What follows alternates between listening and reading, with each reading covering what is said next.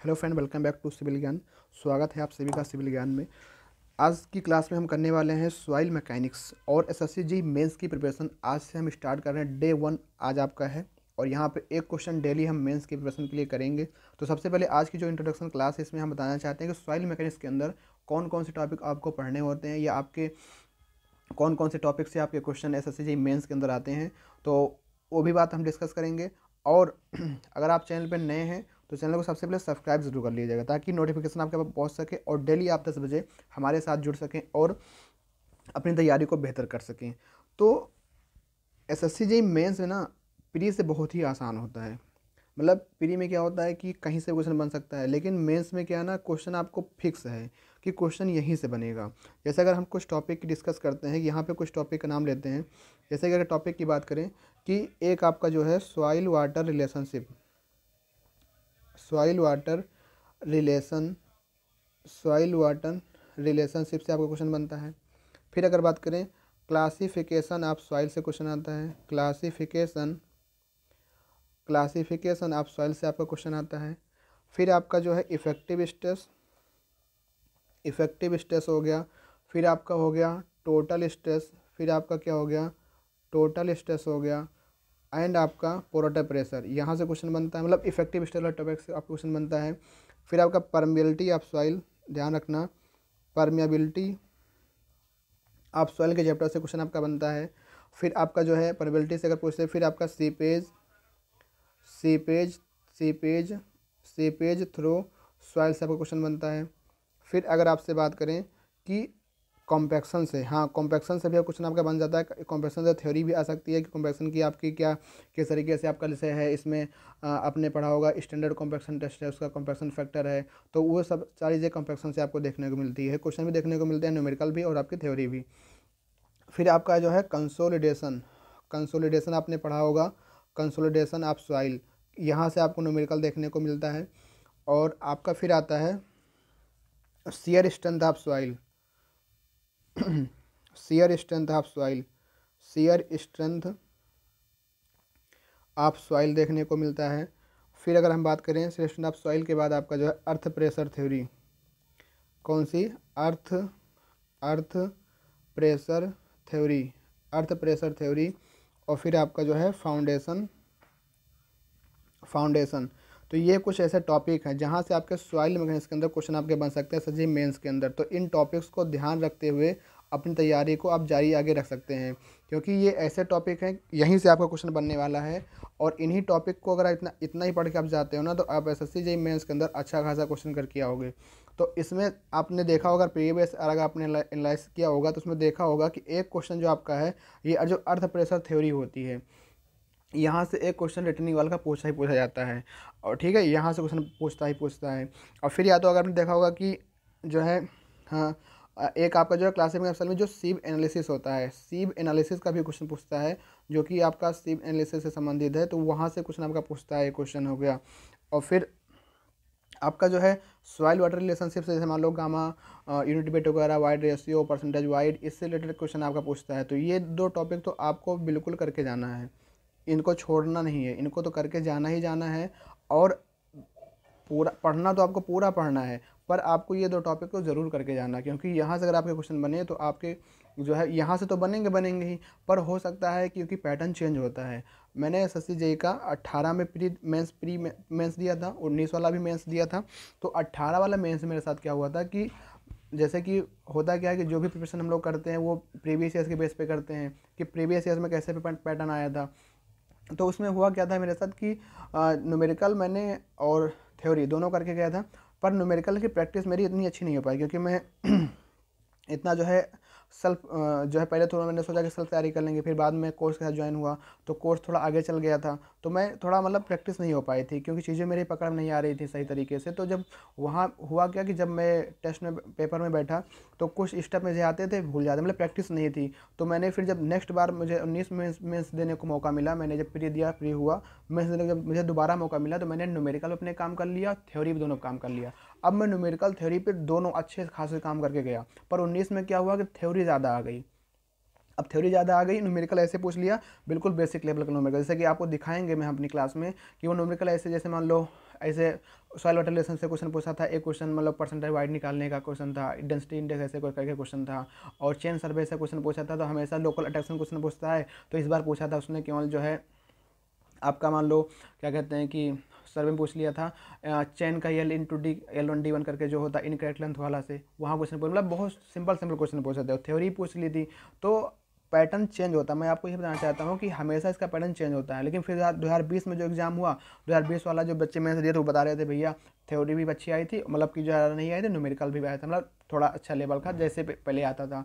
तो ये pattern change करता था, आपको हर एक तरीके से तैयार होना पड़ेगा। अगर आप ये चाह रहे हैं कि हम न्यूमेरिकल करके चले जाएं, तो हो सकता है कि आपकी किस्मत ख़राब हो, थ्योरी ही आ जाए। अगर आप सोच रहे हैं कि थ्योरी करके जाएं, न्यूमेरिकल ना करें, तो हो सकता है आपकी किस्मत ख़राब हो, न्यूमेरिकल आ जाए। तो आपको हर एक तरीके से आपको अपने एग्ज़ाम के लिए प्रिपेयर होना पड़ेगा, अदरवाइज़ आप जो है कहीं ना कहीं लैग कर जाओगे। तो ये टॉपिक है, इन टॉपिक्स को हम यहाँ पे पढ़ेंगे। आज हमारी पहली क्लास है, तो आप लोग अभी तक हमारे साथ जुड़े हुए हैं, तो जितने भी दोस्त आपके मेंस की प्रिपरेशन कर रहे हैं, तो आप अगर फ्री क्लासेस के द्वारा यूट्यूब पे क्लास कर रहे हैं, तो आप जो है अपने दोस्तों को सेंड करिए, ताकि लोगों को बताइए, ताकि हमारे अंदर जब मोटिवेशन आएगा, क्योंकि जब लोग रहेंगे तभी हम इतना काम, क्योंकि मेंस की प्रिपरेशन इतना आसान नहीं होता यूट्यूब पे कराना, ठीक है। तो अगर आप लोग डेली रेगुलर बेसिस पे रहोगे, क्लास लोगे, तो हम इस पर कंटिन्यू करेंगे, और नहीं तो फिर क्लास तो करेंगे ही, पर जैसे होता है ना सिस्टमेटिक ढंग से नहीं हो पाएगी, क्योंकि जब लोग देखेंगे नहीं तो भाई किसके लिए पढ़ाएंगे हम, क्योंकि हमको भी अपनी प्रिपरेशन करनी है। तो आप लोग से उम्मीद है कि आप लोग इसको शेयर करिए और ज़्यादा लोग इसको अप्रोच करिए, तो हम जो है इसको कंटिन्यू करेंगे। तो ये आपकी जो है पहली क्लास है, डेली आपकी 10 बजे होने वाली है, आप सभी को पता है।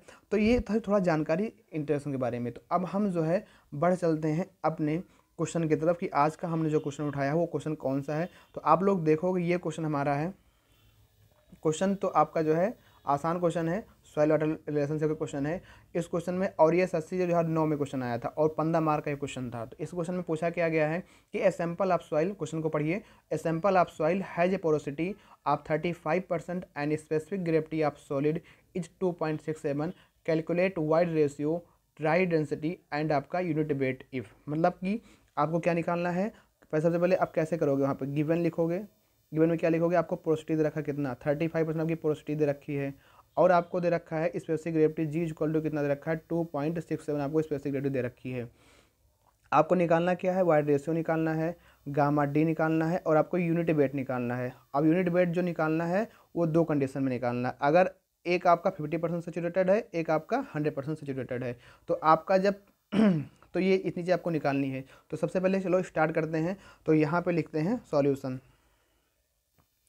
यहाँ लिखते हैं आपका सॉल्यूशन, ठीक है। तो सबसे पहले आपने देखा कि हमको पोरोसिटी दे रखा है कितना। देखो ये जो क्वेश्चन होता है ना, इस क्वेश्चन को सबसे हम क्लास लेने से पहले इस क्वेश्चन को हम अपने व्हाट्सएप ग्रुप, हमारा एक व्हाट्सएप ग्रुप है जिसकी लिंक आपको मिल जाएगी, SSC JEE मेंस 2022 के नाम से मैंने व्हाट्सएप ग्रुप स्टार्ट किया है।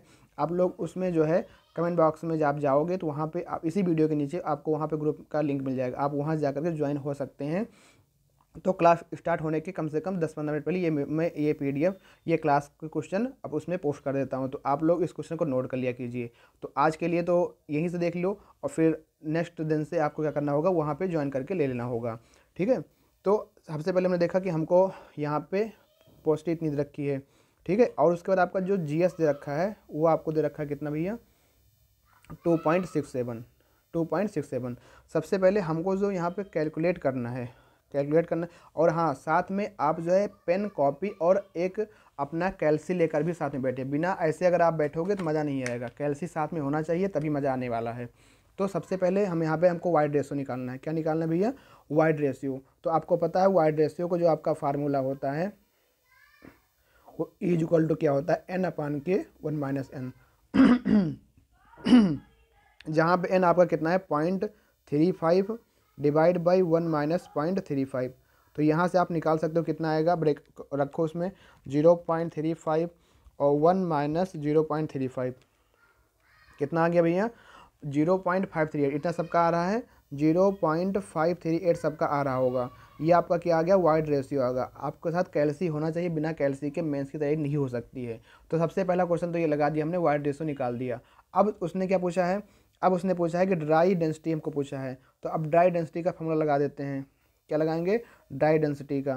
तो लिखो यहाँ पे ड्राई डेंसिटी, जो कि आपकी क्या होती है गामा डी। ये क्या होता है फार्मूला इसका, जी ओमेगा डब्लू डिवाइड बाई 1 + के ई।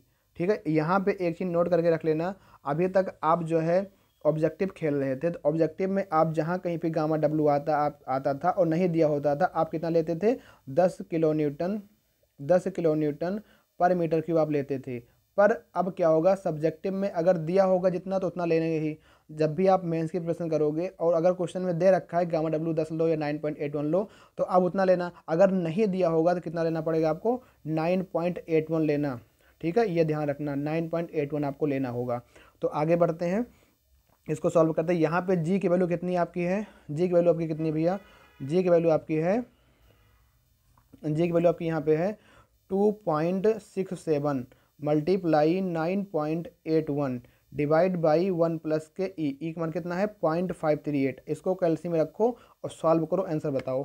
भैया आप लोग तो हो सकता है लेकर कैसे बैठे हो या ना बैठे हो, लेकिन हम तो लेके बैठे हैं भैया। 2.67 मल्टीप्लाई 9.81 ब्रैकेट में नीचे रखा और 1 + 0.538, ये हो गया 17.030। कितना आ रहा है भैया, ये आपका आ रहा है 17.030 किलो न्यूटन पर मीटर क्यूब, किलो न्यूटन पर मीटर क्यूब कितना आ रहा है 0.3 किलोमीटर पर मीटर क्यूब। तो ये आपका क्या आ रहा है, ये आपका गामा डी की वैल्यू आ रही है।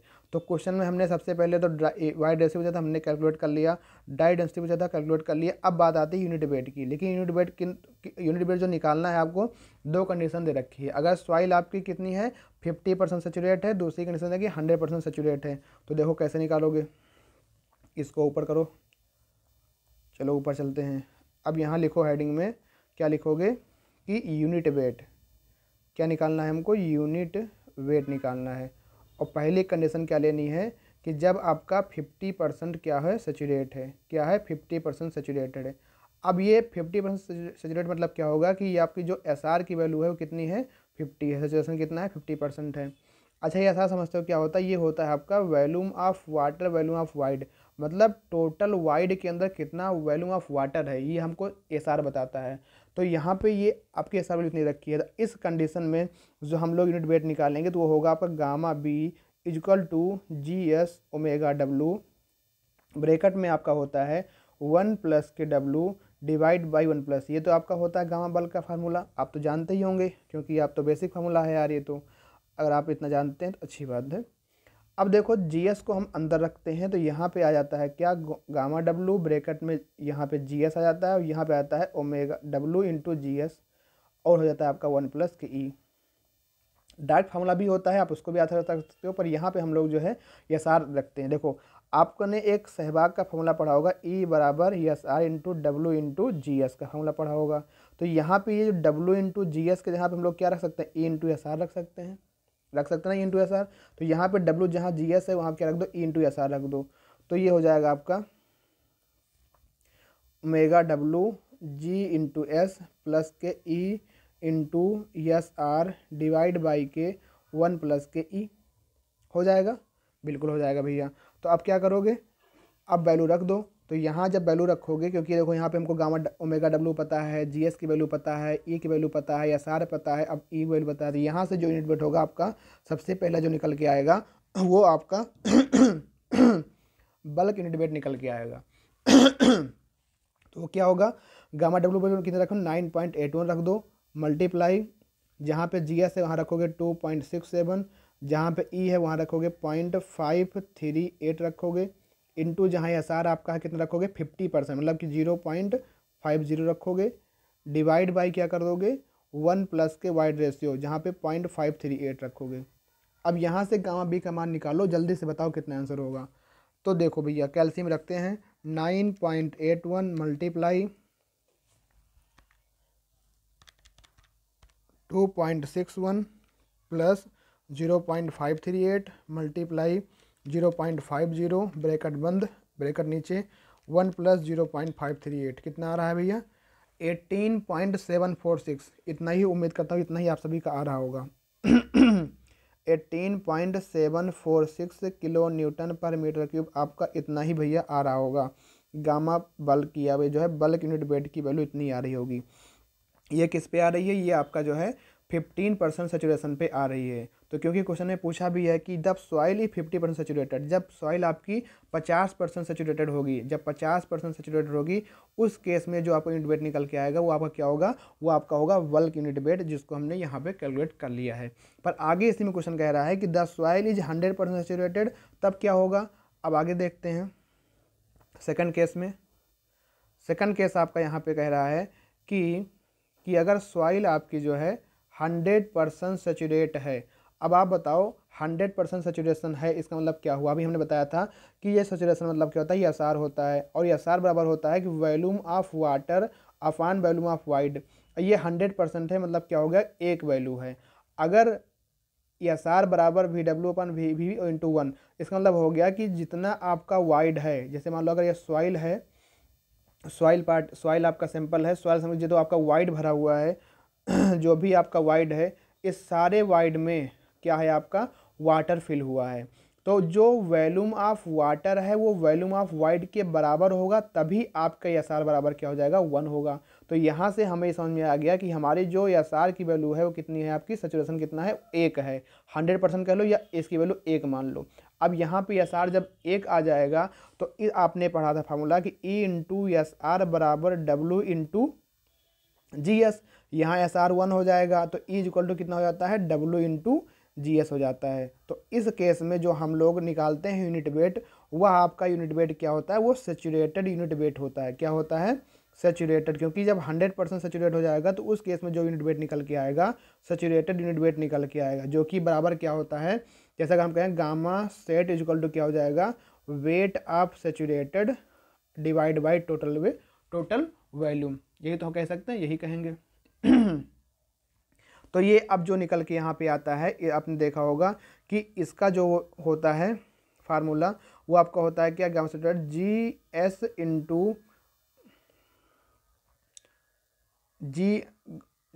इंटू ओमेगा डब्ल्यू, या ये भी होता है,